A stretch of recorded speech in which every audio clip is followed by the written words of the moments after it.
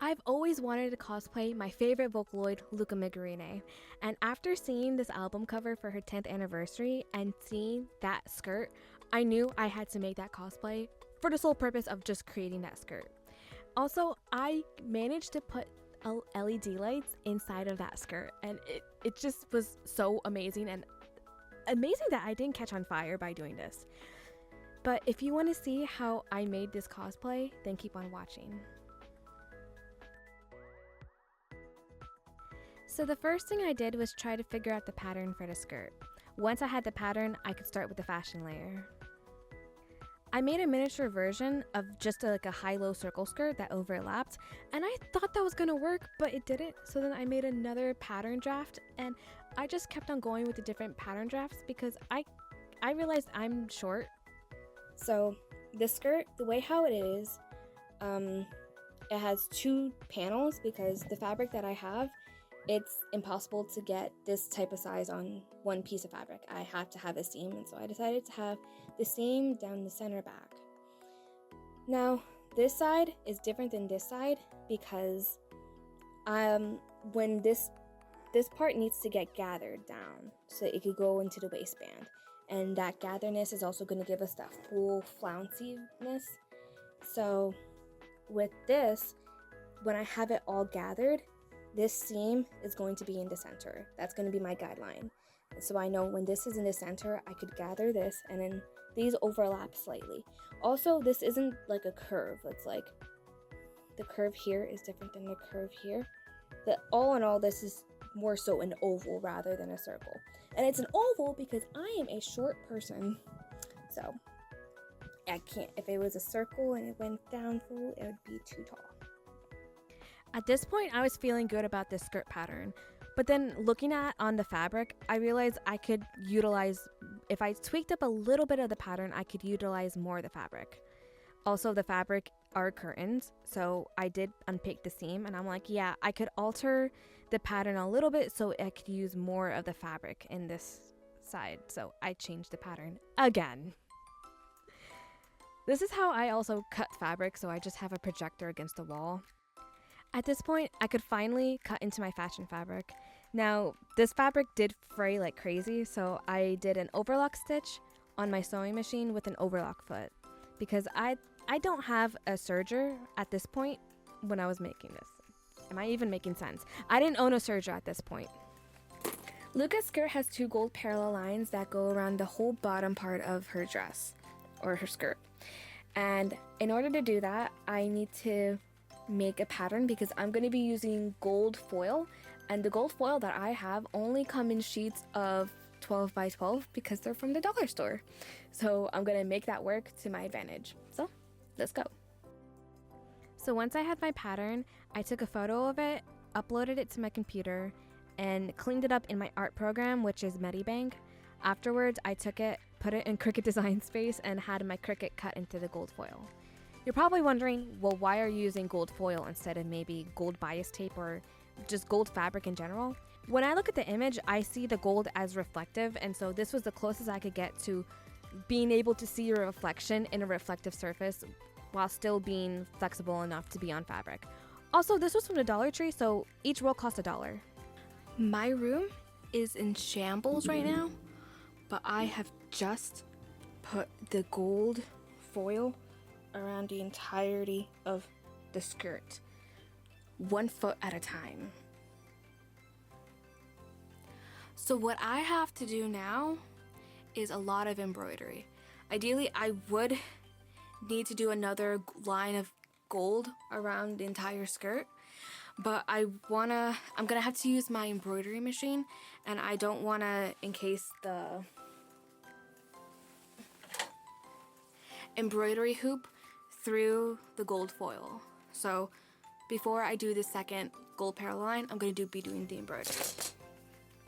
So essentially, I already did a tester. This is what we're going to be doing. I made this shape on Medibank.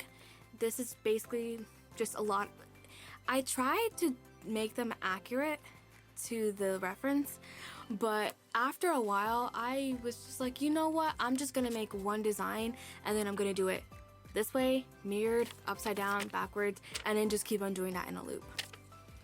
But essentially, what I'm doing is I'm gonna be taking the actual skirt, marking each quadrant. So the skirt is 2 panels. One side is going to have 10 of these groupings, and then the other side is going to have another 10 of these groupings. So it's gonna be 20 in total. The problem with that is I came up with that plan with my old skirt pattern, and I added more fabric to each side of the skirt. So I don't know if I'm gonna have enough of this pattern, but we're gonna roll with it and see what's gonna happen. The worst case scenario, I'm not gonna have enough LED lights because the LED lights are gonna go behind this. There's going to have, instead of having yellow, this is all gonna be black. I just used yellow so I could see if the satin stitches were good, and they are. But as you can see in the back, I put tearaway stabilizer. I put this into the embroidery hoop, and then once it was finished embroidering, I put fray check around all of the dots, and then if you can see right here, there is a little, I cut out the whole inside of that. And then ideally I'm going to be putting pink fabric behind this, and then the lining is going to have LED lights, and the LED lights are going to line up perfectly with this.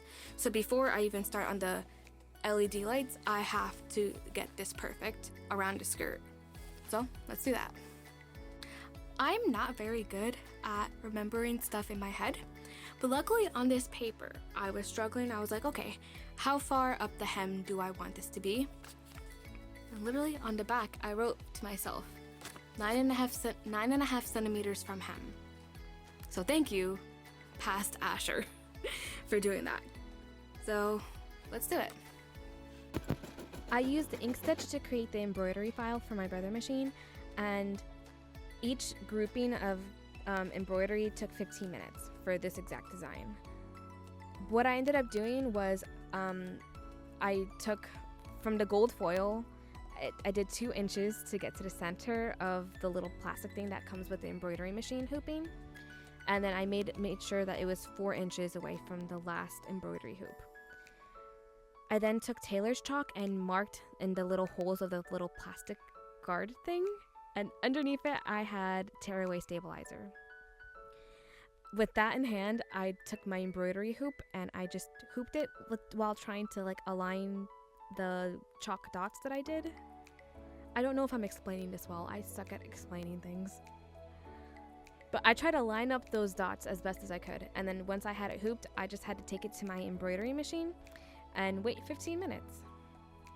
Of course, I was watching One Piece in the background. I was watching it in, I started from season 1 when I started this because I was like, okay, I want to listen to this in English dub since I already read most of the manga at that point. If you can see, it looks like I just slapped on the gold foil onto the skirt because that's what I did. And I don't like how it looks, so I'm gonna try to make it look a little bit more neater by doing a gold satin stitch around the edges of all of the skirt twice. I'll see you in the next 3 days. I started sewing on the gold foil and I ran out of gold thread. This thread, I don't even know when, I don't think Walmart carries this anymore because my mom got this when I was 10 years old and I'm almost 23. So I don't know if I don't even know what the name is of this thread. And the problem is, I have these other gold threads, but they're different. This one's the closest to this one, but it's a little bit different. But I'm gonna have to use this one because these golds are more of a warmer. Well, this one's more of a cold. This one has more of a brown undertone. This one has a yellow-ish undertone, and then you could see how these golds are. I did remember that I tried to sew this metallic thread with the gold on the spool and the bobbin, which, by the way, do not sew metallic thread with a metallic bobbin because that will just make your life miserable. So I could use the rest of this bobbin, but then I'm gonna have to, it looks the same on camera, but I'm gonna have to use this one. And if this runs out, I'm probably gonna have to use it. I'm hoping this lasts enough for at least one of the gold lines. And then I could use these on the other gold lines, but I'm getting stressed already. Luckily, the stress was short-lived because I realized that the gold, when it's on the actual fabric, it's not as big of a difference as when you're looking at it and like standing next to each other.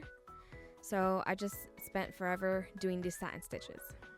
Just so you guys can get an idea of how big this skirt is, look at this. We're still going. We're still going. We're still going. We're still going. We're still going. I'm gonna have to hem that. Putting that worry in the back of my mind, I took my fray check and put it all over the embroidery parts. And with the biggest scissors you can imagine, I hollowed out all of the centers of the embroidery. And yeah, I am wearing my neighbor Totoro onesie in this shot, if you're wondering what I am wearing, because it was cold. We're gonna have the skirt, and then attached to the back side of the skirt, we're gonna have a small panel of this cotton poly, which is left over from my Uda jacket. And then we're gonna have this green lining. Now, this green lining is where the LED lights are gonna be, so it doesn't matter what color it is because no one's gonna see it. Because then the lining that's gonna go behind that is this, which I could not tell you what fabric. So with my pinking shears, I estimated the rough size of a rectangle that I needed to cover the back of the skirt. And you guys can't hear this, but I am bopping out to ready for this because that episode of Hazbin Hotel released that week. So it's fun just listening to the background of like, oh, Hazbin Hotel like was just airing when I was making this costume. That's crazy. But anyway, I took my ironed them flat, and to attach them to the back of the skirt, I very professionally took spray adhesive and just glued it to the back because I didn't want stitches to be visible on the outside. After that, I cut out the lining for the skirt and I could work on the LED skirt. Now, I'm not going to include the engineering aspect of the LED lights here because that's too complicated and that could be a video in and of itself. So if you're interested in seeing that, just let me know. Here's what I'm working with. I have the LED lights.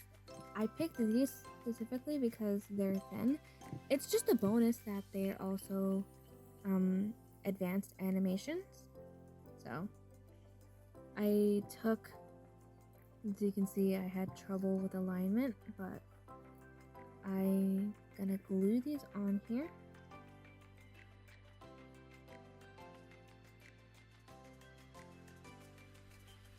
So I first decided that I was gonna pre-cut all of the LED lights into their groupings and separate them into these little Dixie cups. So I have them organized. These LED lights are from Adafruit, if you're wondering about that.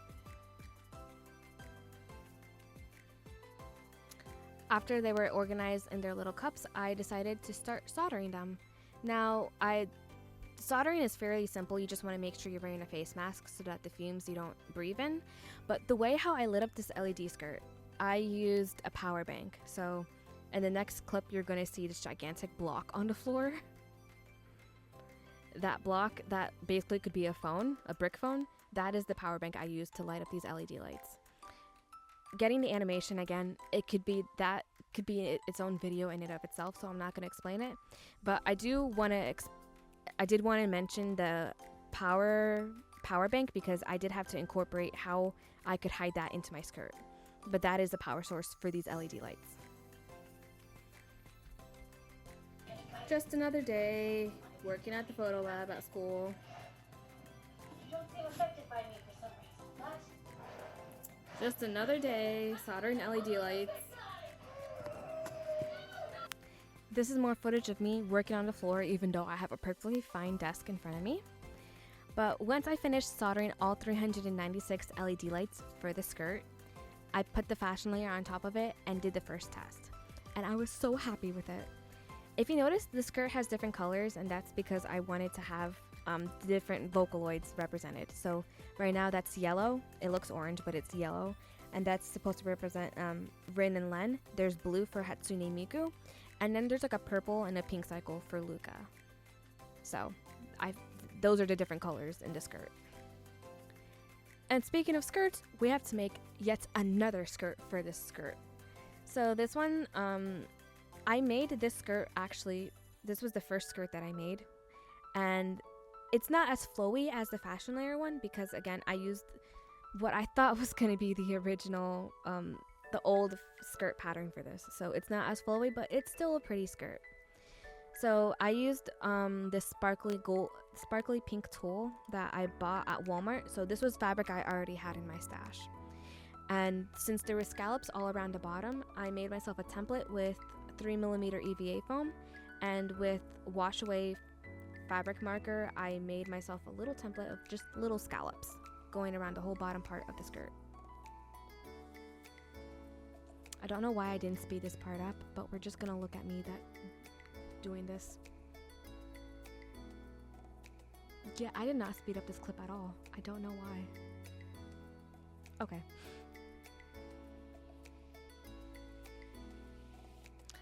So after I did that, I put tearaway stabilizer underneath it, and then I think I got distracted by looking at the glitter. Yeah, I'm just right now distracted by the glitter because it's so sparkly and magical.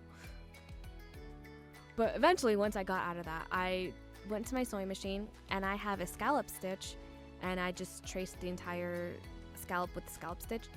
I got this idea from Sarah Spaceman when she did her Strawberry Miku cosplay of doing the little scallops on scallops. Now, since there's roses on the center of these scallops, I took this glitter. This is like a glitter iron-on from the Dollar Tree, and I made myself little roses on my art program, digitalized it for the Cricut, and then I was able to peel them and put them, oh my gosh, words, iron them onto the skirt. So it was like nice glitter on glitter. And then after I put freight check all over the scallops, and then I just cut them with the scissors, and that gave me the glitter skirt. I didn't record this, but this is the same technique that I did for making the little collar neck piece that she has. I just made the roses smaller for that.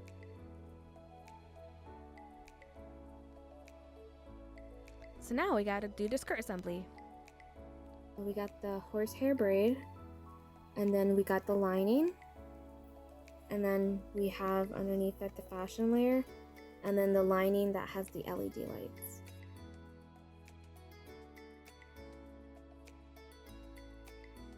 I'm just now realizing this skirt is gonna take forever to sew. Not only did I decide to use pins, if you don't know me, I don't like sewing with pins because I bend them very easily. The world doesn't know why. But I decided to use pins for this, and I pinned them in the wrong direction. They were supposed to go in the other direction, and I was supposed to start on this side. So because of that, I need to have most of the bulk of the skirt in the middle of here, because I can't have it on the other side.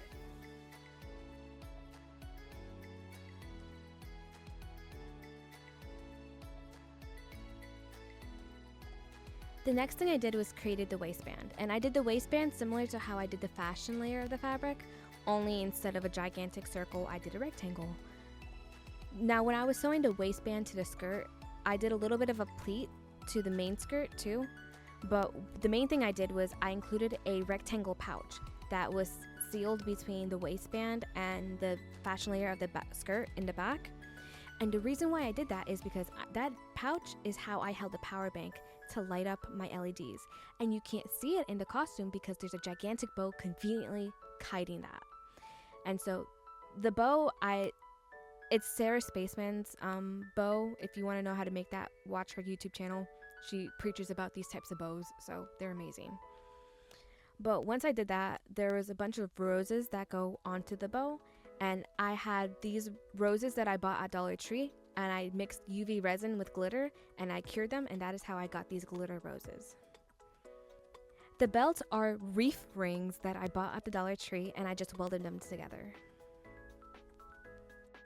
So even though the end result for this corset was a real corset, I did not start this cosplay with the idea of having a real corset. I started off with an EVA foam corset because that was easier than making a real corset in my mind. So I made an EVA foam corset, and I cut out lining and fashion layer pieces to then cover said corset in fabric. But then I hated how this looked, so I took a step back and started working on embroidery files.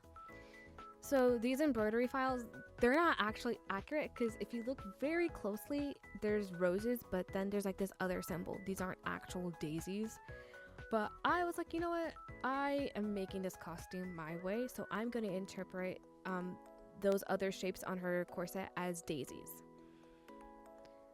So then I did the first round of embroidery, and it was okay, but I hated it because the lines weren't thin, and this was the first time I was using a bigger embroidery hoop on a 4x4 sewing machine.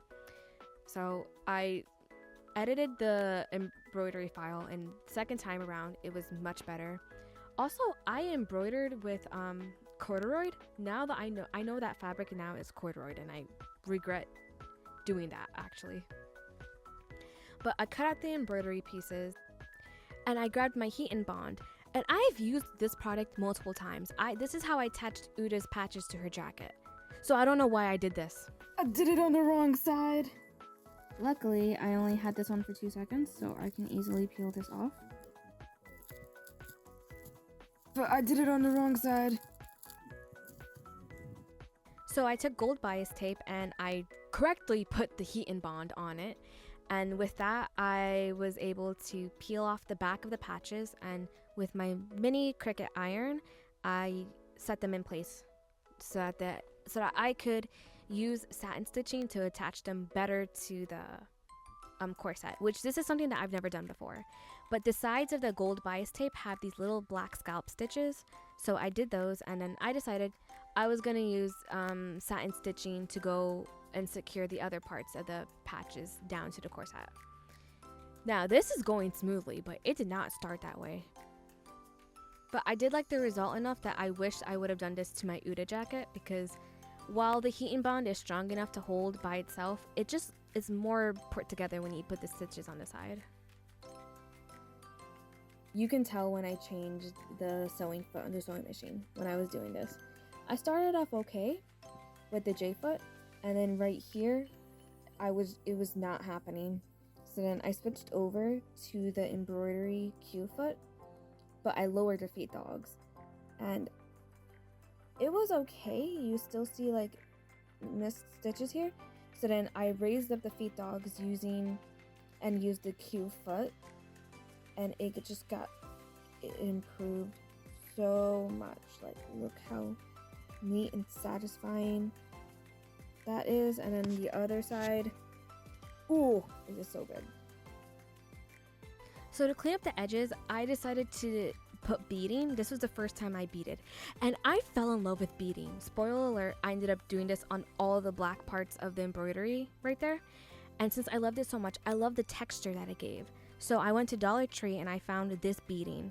And since I loved how the sides were like, it had the texture and shininess, I decided to hide the metallic gold bias tape, which I hated that bias tape. It looked so ugly and it was so hard to work with. But I decided to put this over top of it, and I loved how this looked. When I planned that the corset would be an EVA foam base with a fabric cover, I had 4 panels on each side for the corset, and I had them a little bit big so that it could wrap over the EVA foam corset and it would be fine. But now that this is actually going to be a structured corset and I'm not using the EVA foam one, I removed the one panel, and I didn't shorten this part because this is how big the one panel was. I didn't shorten it, and I'm glad I didn't do that because I would have had complications when it came to the bra cup.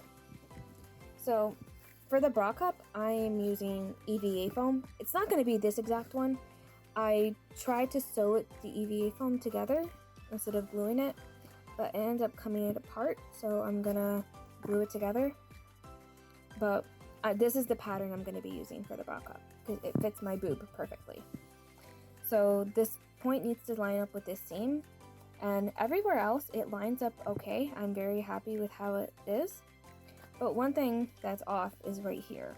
Now, because the whole corset has an inch of seam allowance, but the bra cup doesn't have that seam allowance, it's not going to fit perfectly, and that's okay because I just have to unpick this and scooch it over an inch, and it should be fine. I should have a good bra cup. If you're wondering why I didn't just use a real bra cup, believe it or not, I struggle finding bra cups, and so this was like a custom made bra cup for me. So if I wanted to make a real bra cup, this would be the pattern, because apparently this bra cup size, I can't find it.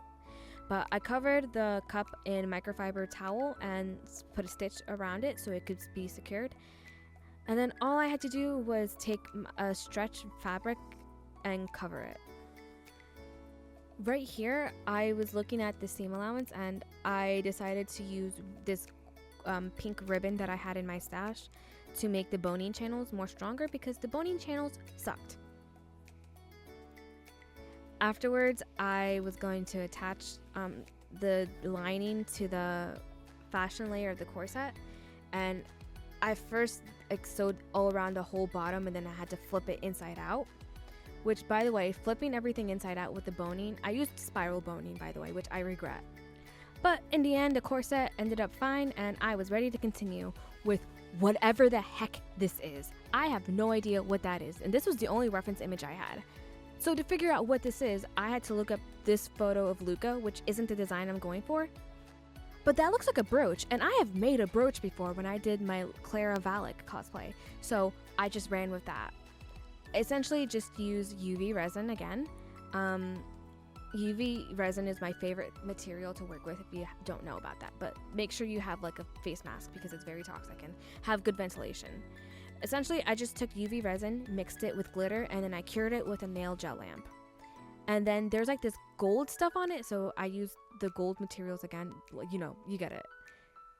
However, this was the other part I didn't know. So I went to Blender and I 3D modeled this infinity sign with trumpet valves. When I tried to put my 3D model that I just made into Ultimate Sakura, I kept on getting an error, and the support for some reason wasn't manifesting. I guess that would be the word, manifesting. But the support wasn't showing up.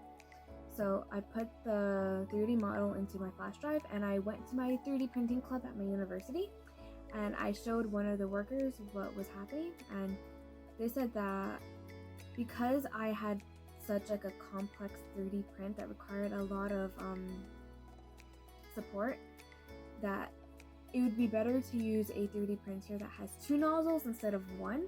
The one that I have, or the one that my brother has actually, only has 1 nozzle. And so he said that I should give them the 3D model and they will print it with the proper 3D printer. However, there is a queue for that club.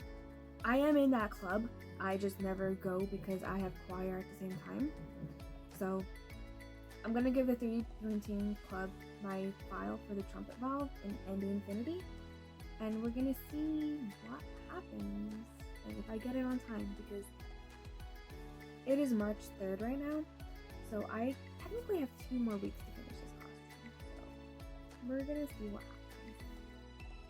Spoiler alert, they didn't get it to me in time, but I still got it in general. They told me that this was the most complicated build they've ever done, even though it was so simple. But in the end, I just spray painted it gold and attached it to the corset, and the corset was done. Now, the LED lights in the wrist cuffs are a lot more simpler than the LED lights in my skirt, but the way how I did them, I've worked with these LED lights before, I put them in costumes before. So the way how I did this, I used a 3-volt coin cell battery, and this is basically this circuit. I could explain this, but again, I'm not qualified. You know that song, Don't Ask Me How I Did It, I Just Did It, It Was Hard? That's me when it comes to electronics and cosplays. I could explain how I did it, but you're not gonna understand. So if you're a visual learner, just look at me do this and don't listen to me because I confuse myself when I explain things I don't understand. But if I had to explain it, if I have to, each of these LED lights have a long leg and a short leg. And so I soldered 3 groupings of the long legs together and then the short legs together.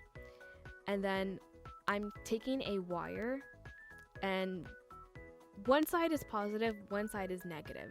So I'm just connecting all of the positives together with the wire. And then all the negatives are being connected together. And at the end, they get connected to the coin cell battery, because the coin cell battery again has a positive and a negative leg.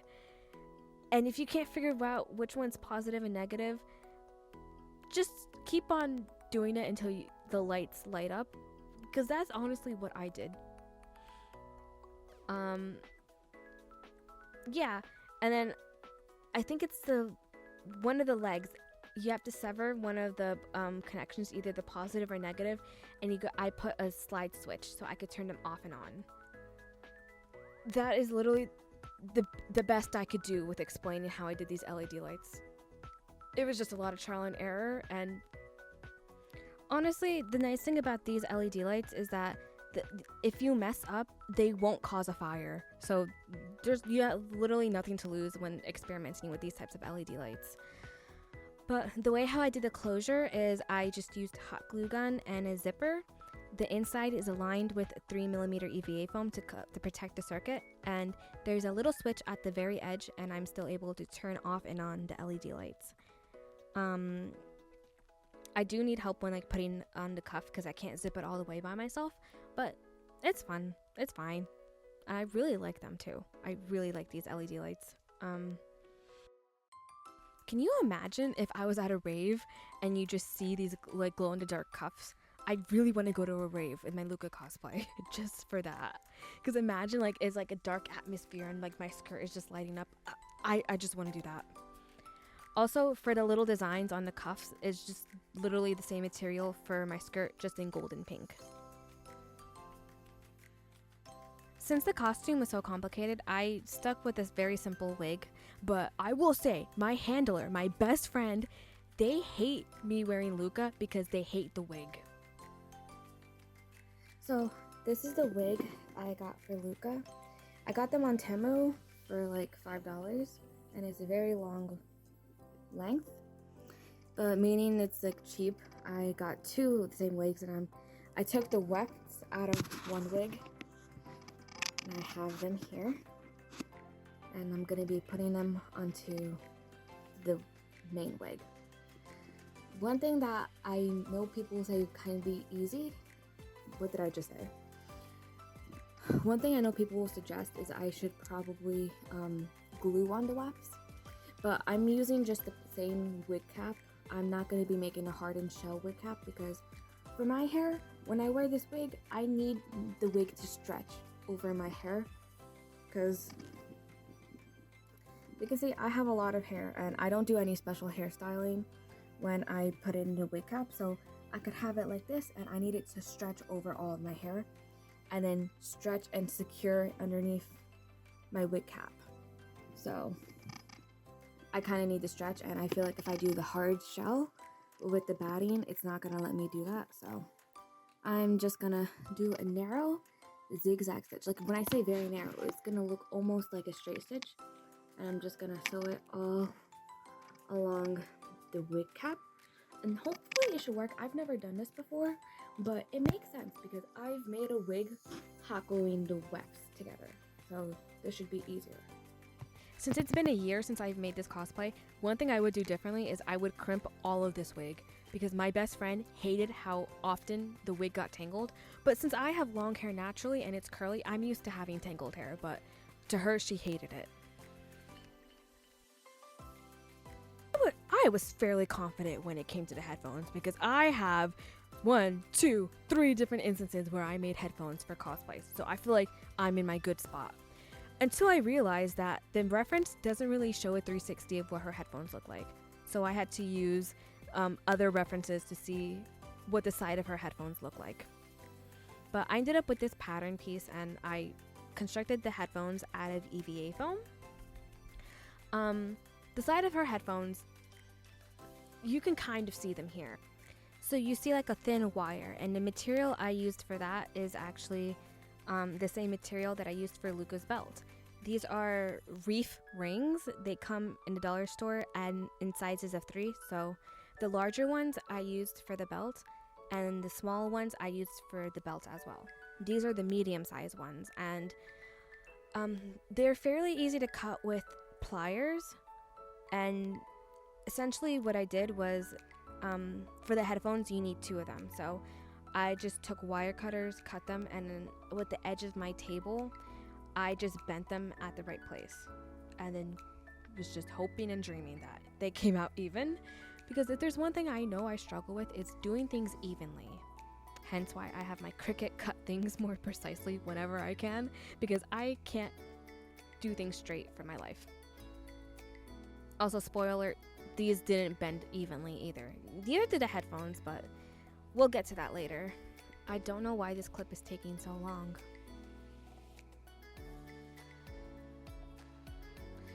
Okay, so to attach these 2 parts together at the bottom, I'm taking crushed glass and gold glitter. These are materials, again, I got from the Dollar Tree. And of course, I'm taking my trusty UV resin. I'm mixing those 2 together, and I bought this on Temu a while ago. These are silicone molds, and I'm using the moon. I'm making basically a mold of the moon. I don't know why is this taking so long? Just mixing pate chocolate. Afterwards, I took the mold and dropped it a few times so that the bubbles can rise. And then with a nail lamp, I cure my UV resin.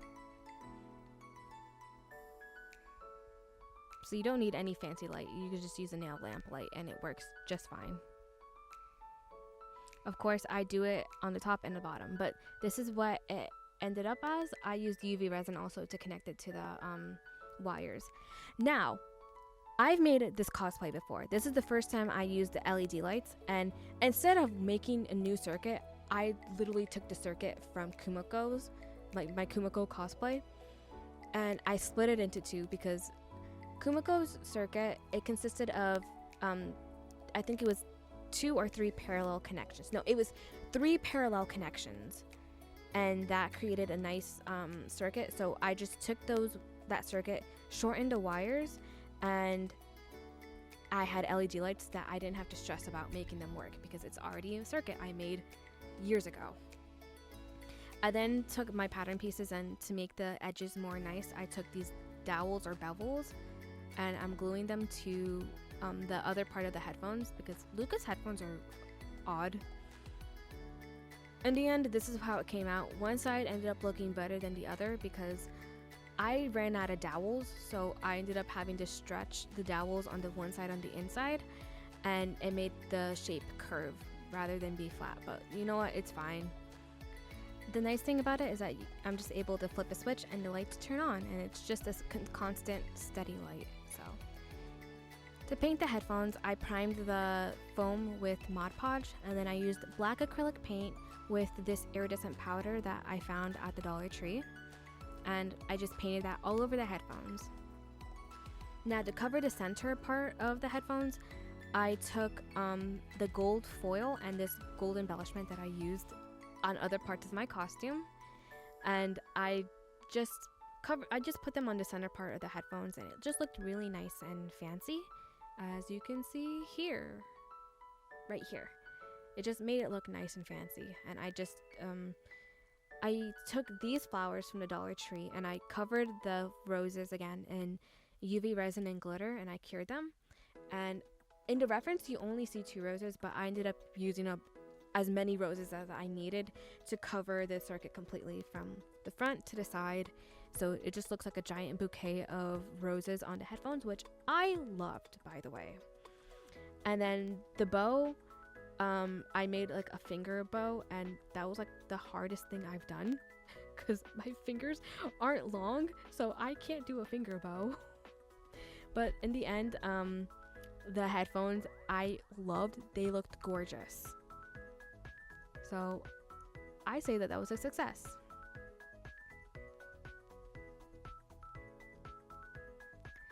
For the socks, I ended up doing Sarah Spaceman's sock god trick. I just used black spandex, an inch of gold spandex, and then some nude netting for the top part. For the shoes, I really wanted to wear high heels because with a dress this fancy, heels are a must for me. And funny enough, I love wearing these shoes. As you can tell, I wear these shoes so much that they broke, but that didn't stop me from trying to fix them and wear them to the convention. I put gold foil on the bottom of the shoes, and my mistake is that I didn't buy new wedges because I knew these wedges were so comfortable and I could survive hours in them, that the fact that they kept on breaking, I was like, no, I could fix them. It was like a toxic relationship with me and these shoes. But as of now, I don't own those shoes anymore, but I'm looking for a replacement. Okay, I need shoes exactly that height because I can't wear heels that are too short. They have to be a perfect height and broken in enough. So when I find a pair of heels I like, I wear them until I'm physically unable to wear them anymore. That is a prime example. But with that, my costume was done. I loved it. It's gorgeous. My friend loves it but hates it because, again, she hates the wig. So if I were to revamp this costume, I'm gonna redo the wig. I have a crimper now, so I'm gonna crimp the wig. I also want to try to make a hard cap wig. I've been making hard cap wigs and I really like how they fit. Contrary to what I said earlier in the video, I really like hard cap wigs. If you enjoyed this video and my rambling, subscribe and share the video and give it a thumbs up. See ya!